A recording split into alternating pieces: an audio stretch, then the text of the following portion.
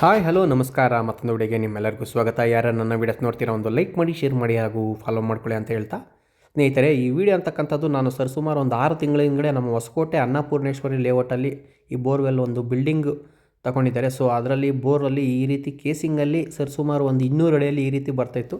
ಒಂದೇ ಒಂದು ಹೋಲಲ್ಲಿ ಈ ರೀತಿ ನೀರು ಬರ್ತಾಯಿತ್ತು.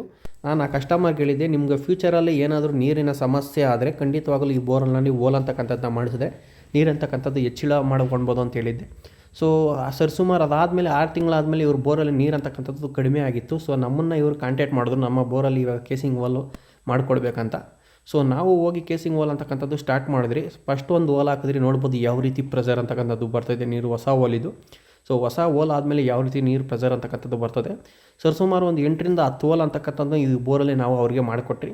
ಯಾಕಂದರೆ 200 ಅಡಿಯಿಂದ 210 ಅಡಿ ಅಷ್ಟೇ ಮಾಡೋಕ್ಕಾಗಿರೋದು. ಯಾಕಂದರೆ 210 ಅಡಿವರೆಗೂ ಅಷ್ಟೇ ಅವರು ಕೇಸಿಂಗ್ ಅಂತಕ್ಕಂಥದ್ದನ್ನು ಹೊಂಟಿಸಿದ್ದಾರೆ. ಅದಾದಮೇಲೆ ಕೇಸಿಂಗ್ ಅಂತಕ್ಕಂಥದ್ದು ಇಲ್ಲ, ಅದಾದಮೇಲೆ ಬಂಡೆ. ಸೊ ನಾವು 200 ಅಡಿಯಿಂದ ಹೋಲ್ಗಳಂತಕ್ಕಂಥದ್ದನ್ನ ಸ್ಟಾರ್ಟ್ ಮಾಡಿದ್ರಿ.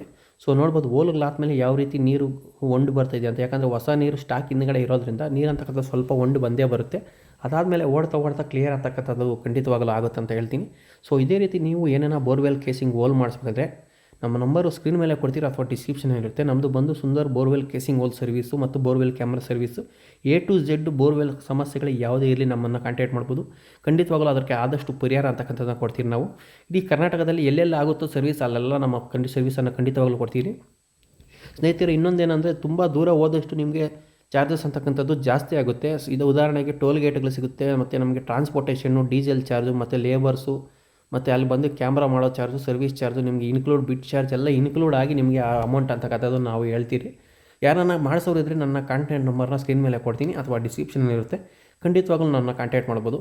ಸೊ ನೋಡ್ಬೋದು ಹೊಸ ಹೋಲ್ ಆಗಿರೋದ್ರಲ್ಲಿ ಯಾವ ರೀತಿ ನೀರು ಬರ್ತಾಯಿದೆ ಅಂತ. ಫಸ್ಟು ಒಂದೇ ಒಂದು ಹೋಲಲ್ಲಿ ಬರ್ತಾಯಿತ್ತು. ಸೊ ನಾವು ಹೋಲಲ್ಲಿ ಹಾಕಿದ್ಮೇಲೆ ಎಷ್ಟು ಹೋಲಲ್ಲಿ ಬರ್ತಾಯಿದೆ ಅಂತ ನಿಮಗೆ ವೀಡಿಯೋದಲ್ಲಿ ಅಲ್ಲ ಮತ್ತೆ ಇನ್ನೊಂದು ಸರಿ ಲಾಸ್ಟಲ್ಲಿ ತೋರಿಸ್ತೀನಿ. ಇವಾಗ ಮತ್ತೆ ಬಿಟ್ಟು ರಿಮೂವ್ ಮಾಡಿದ್ಮೇಲೆ ವೀಡಿಯೋ ಮಾಡಿದ್ದೀರಾ, ಅದನ್ನು ನೀವು ನೋಡ್ಬೋದು. ಇವಾಗ ನೋಡ್ಬೋದು ಸ್ನೇಹಿತರೆ ಫಸ್ಟ್ ಹೋಲಲ್ಲಿ ಯಾವ ರೀತಿ ಪ್ರೆಷರ್ ಬರ್ತಿದೆ ಅಂತ. ಮೇಲೆ ಒಂದು ಹೋಲಲ್ಲಿ ಸುಮಾರು ಪ್ರೆಷರ್ ಬರ್ತಾಯಿಲ್ಲ ಅಷ್ಟೊಂದು, ಬಟ್ ನೀರು ತುಂಬ ಬರ್ತಾಯಿದೆ ಅದ್ರ ತುಂಬ. ಬಟ್ 2ನೇ ಹೋಲಲ್ಲಿ ಸ್ವಲ್ಪ ಪ್ರೆಷರ್ ಇದೆ, ಅದನ್ನು ನಾನು ನಿಮಗೆ ತೋರಿಸ್ತೀನಿ. ನೋಡ್ಬೋದು 2ನೇ ಹೋಲಲ್ಲಿ ಸ್ವಲ್ಪ ಪ್ರೆಷರ್ ಇದೆ, ಬಟ್ ನೀರಂತೂ ಕ್ಲಿಯರ್ ಇದೆ. ಇನ್ನು 3ನೇ ಹೋಲ್ ಏನು ಅಬ್ಸರ್ವ್ ಮಾಡ್ತೀರಿ ನೀವು, 2 ಸೈಡು ಬರ್ತಾಯಿದೆ ನೋಡ್ಬೋದು ನೀವು, ರೈಟ್ ಸೈಡು ಲೆಫ್ಟ್ ಸೈಡು. ಇದರಲ್ಲಿ ಸಿಕ್ಕಾಪಟ್ಟೆ ಪ್ರೆಷರ್ ಅಂತಕ್ಕಂಥದ್ದು ನೀರು ಬರ್ತಾಯಿದೆ. ಸೊ ಅದಾದಮೇಲೆ ಇನ್ನೊಂದು ಹೋಲಲ್ಲೂ ಸಹ ಬರ್ತಾಯಿದೆ ನೋಡ್ಬೋದು. ಇದು 5ನೇ ಹೋಲ್. ಇದು ಟೋಟಲ್ 5 ಹೋಲಲ್ಲಿ ಮಾತ್ರ ಬರ್ತಾಯಿದೆ, 10 ಹೋಲ್ ಹಾಕಿದ್ರೆ ನಾವು.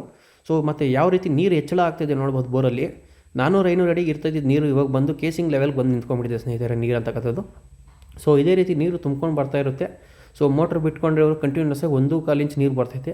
ಅರ್ಧ ಅವರ್ ಬಂದು ನಿಂತೋಗ್ತಾಯಿದ್ದು ನೀರು ಇವಾಗ ಕಂಟಿನ್ಯೂಸ್ ಆಗಿ ಬರ್ತದೆ. ಮುಂದಿನ ವಿಡಿಯೋದಲ್ಲಿ ಸಿಗೋವರೆಗೂ ಈ ವಿಡಿಯೋನ ಇಷ್ಟ ಆದಷ್ಟು ಶೇರ್ ಮಾಡಿ. ಧನ್ಯವಾದ.